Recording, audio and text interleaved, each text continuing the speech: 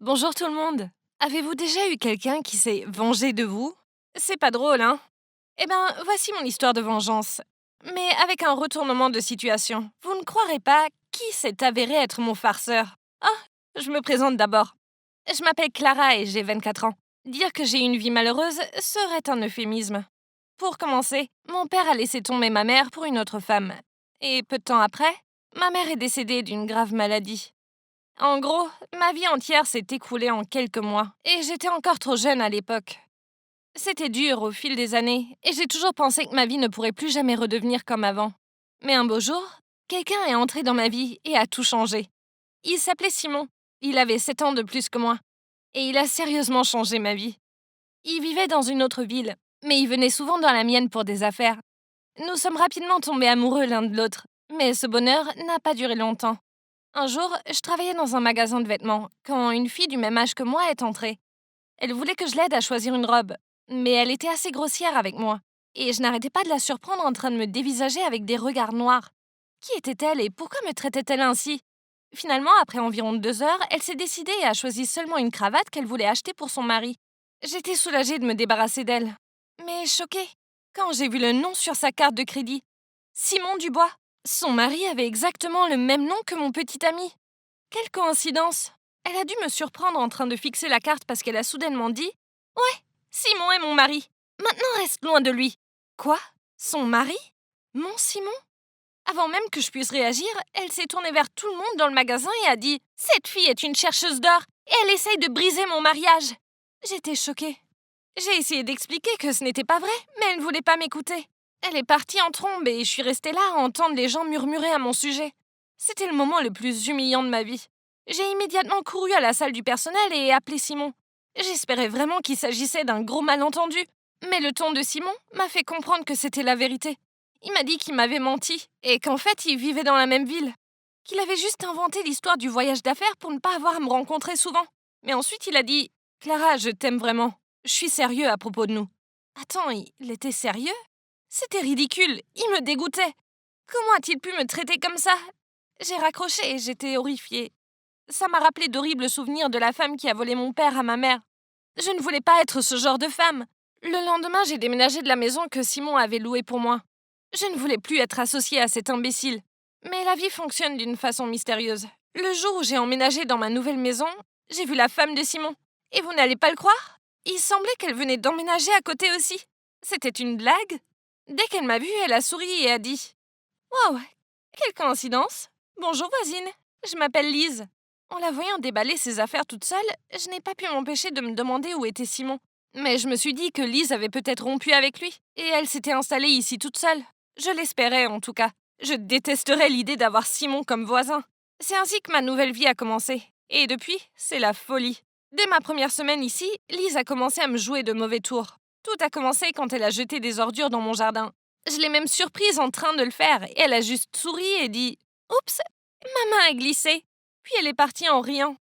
Ça m'a rendue folle de rage. Et ce n'était que le début. Un week-end, un livreur s'est présenté sur mon porche avec 10 pizzas extra larges. J'ai essayé d'expliquer que je ne les avais pas commandées. Et c'est alors que Lise est apparue à ma porte et a dit: Oh, merci de m'avoir commandé le dîner, Clara. Je suis affamée. Puis elle a pris 5 pizzas et elle a couru chez elle, me laissant là avec une facture de 100 euros. Bon sang, c'était tellement agaçant et je n'avais pas d'autre choix que de payer. Sérieusement, Lise était trop lourde. Autant que ses mauvaises blagues me tapaient sur les nerfs, autant que j'avais de la peine pour elle. Je savais ce que c'était de se faire voler quelqu'un que l'on aime. Elle devait tellement me détester pour avoir ruiné son mariage. Alors que c'était même pas de ma faute. J'ai décidé de supporter ses mauvais tours. Elle finirait par s'en remettre. Et c'est pas comme si elle me faisait du mal, hein? Eh bien, une nuit, j'ai entendu la sonnette. Je n'attendais personne. Et j'ai été surprise de voir un jeune homme debout avec une pancarte qui disait: J'accepte d'être ton petit ami. Sors avec moi.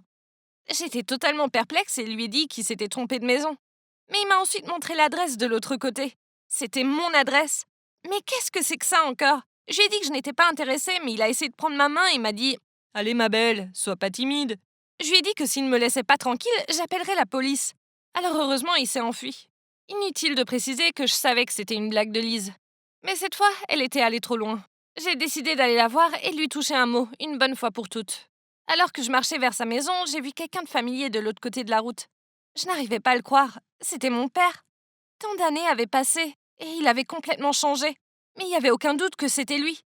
J'ai soudainement hurlé «Papa?» Mais je savais pas quoi faire après. Je réfléchissais à mon prochain mouvement quand j'ai senti quelqu'un derrière moi. Je me suis retournée et j'ai vu Lise. Elle m'a souri et s'est éloignée. C'était quoi son problème? Avait-elle entendu ce que je venais de dire? J'étais tellement choquée de voir mon père que je suis rentrée en courant dans ma maison. Je le détestais pour ce qu'il avait fait à ma mère. Mais il était toujours mon père. Et je voulais savoir s'il allait bien et ce qu'il faisait ici. J'ai à peine dormi cette nuit-là car je n'arrêtais pas de penser à mon père. Le lendemain matin, j'étais assise près de la fenêtre, quand il est réapparu. Cette fois-ci, il était avec Lise, et elle lui tenait le bras. Que faisait-elle avec mon père? Pourquoi était-il si proche? Plus tard ce jour-là, je l'ai revu, et cette fois, lui et Lise se faisaient des câlins. Oh mon Dieu, ils sortaient ensemble? Peut-être que Lise m'avait entendu l'appeler papa, et que maintenant elle flirtait avec lui pour encore se venger de moi? C'était trop. L'idée d'avoir Lise comme belle-mère me donnait envie de vomir. J'ai attendu et attendu, mais il était dans sa maison et il n'y avait aucun signe de son départ. Finalement, il est parti et dès qu'il a été dans sa voiture, j'ai couru dans sa maison. Je tremblais quand j'ai frappé à la porte. Et quand Lise a ouvert, j'ai dit «Tu es allé vraiment trop loin. Peux-tu arrêter cette vengeance maintenant?» Lise a eu l'air confuse et a dit «Mais de quoi tu parles?» Lise ne semblait toujours pas comprendre et j'étais sur le point de lui expliquer quand j'ai entendu des pas. Je me suis retournée et mon père était juste là. Il a dit «Quel est le problème, Lise? Pourquoi te disputes-tu avec cette jeune femme?» Hein? Jeune femme? Il ne me reconnaissait pas? Alors Lise est intervenue et a dit «C'est bon, papa, nous avons juste un malentendu ici.» Quoi? Papa? C'est ton père? Vraiment? J'ai bégayé. Oui? Pourquoi? Qu'est-ce qu'il y a? A-t-elle dit. Lise, tu n'as pas besoin de me mentir. Je sais que tu sors avec mon père pour te venger de moi. Et je poursuivis. Waouh! Attends, qu'est-ce que tu veux dire par ton père? Lise haletait. À ce moment-là, mon père a eu l'air confus aussi et il s'est approché de moi et a demandé s'il pouvait regarder ma main. Après avoir vu ma tache de naissance, il a commencé à pleurer et à me serrer dans ses bras. Clara, c'est toi. C'est vraiment toi. Je savais pas comment réagir. Alors je l'ai laissé me prendre dans ses bras. Ça faisait si longtemps que personne ne m'avait pas serré comme ça. Depuis la mort de ma mère. J'avais essayé d'être forte et de me contenir. Mais soudain, je n'ai plus pu me retenir. J'ai fondu en larmes dans ses bras. Nous sommes restés comme ça pendant un long moment. Et finalement, il m'a emmenée chez Lise et m'a raconté l'histoire. Il s'est avéré qu'après nous avoir quittés, ma mère et moi, il s'était fait piéger par cette femme. Mais il avait tellement honte qu'il a décidé de déménager dans une autre ville et de recommencer à zéro.